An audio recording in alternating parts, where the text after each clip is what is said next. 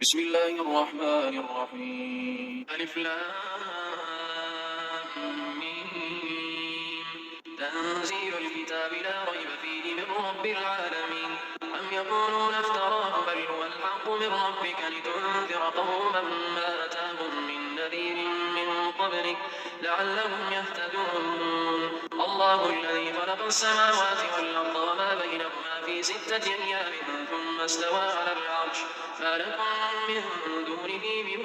ولي ولا شفيع أفلا تتذكرون يدبر الأمر من السماء إلى الأرض ثم يعرج إليه في يوم كان مقداره 1000 سنة مما تعدون ذلك عالم الغيب والشهادة العزيز الرحيم الذي أحسن كل شيء خلقا وبدأ خلق الإنسان من طين ثم جعل نسله من سلالة من ماء مهين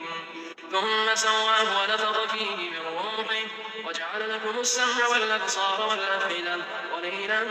ما تشكرون وقالوا أئذا ضللنا في الأرض أئنا لفي خلق جديد بل هم بلقاء ربهم كافرون قل يتوفاكم ملك الموت الذي وكل بكم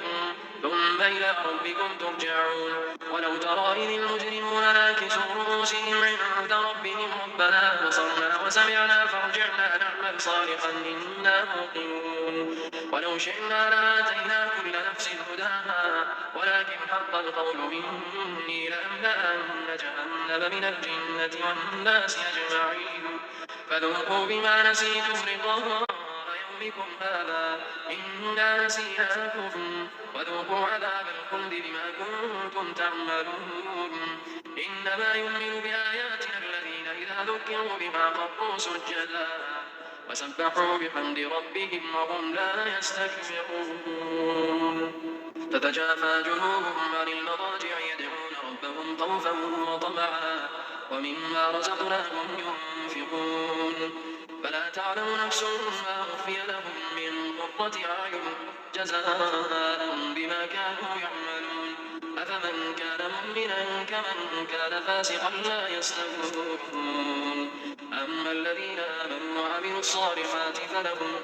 فلهم جنات المأوى نزلا بما كانوا يعملون وأما الذين فسقوا فمأواهم النار كلما أرادوا أن يخرجوا منها أعيدوا فيها وقيل لهم ذوقوا عذاب النار الذي كنتم به تكذبون ولنذيقنهم من العذاب الأدنى دون العذاب الأكبر لعلهم يرجعون ومن أظلم ممن ذكر بآيات ربه ثم أعرض عنها إنا من المجرمين منتقمون ولقد آتينا موسى الكتاب فلا تكن في مرية من لقائه وجعلناه هدى لبني إسرائيل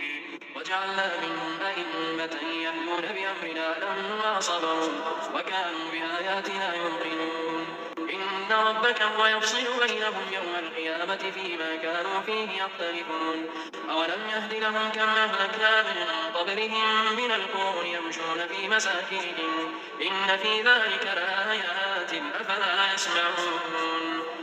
أولم يروا أنا نسوق الماء إلى الأرض الجرز فنخرج به زرعا تأكل منه أنعامهم وأنفسهم أفلا يبصرون ويقولون متى هذا الفتح إن كنتم صادقين قل يوم الفتح لا ينفع الذين كفروا إيمانهم ولا هم ينظرون فأعرض عنهم وانتظر إنهم منتظرون